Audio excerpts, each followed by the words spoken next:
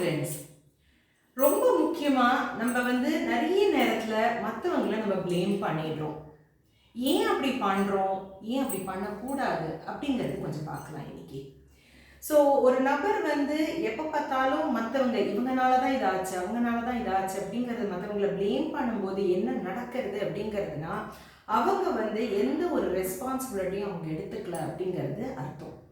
அது மட்டும் இல்லாமல் சப்போஸ் ஏதாவது அந்த மாதிரி நான் பண்ணிட்டேன் அப்படிங்கிறது ஏதாவது சொல்லும்போது ஏதாவது ஒரு மிஸ்டேக் இருந்ததுன்னா ஒரு ஆப்ஷன் ஆஃப் லேர்னிங் இருக்கு இல்லைங்களா, அதுவே அவங்க வேண்டாங்கிற சொல்கிற மாதிரி ஆகிடும்.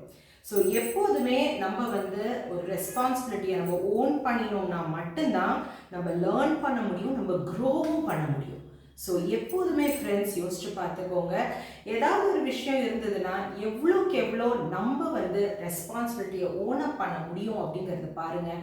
அப்போ தான் உங்களுக்கு க்ரோத்தும் சக்ஸஸும் உங்களை நோக்கி வரும். நீங்களும் ட்ரை பண்ணி பாருங்கள்.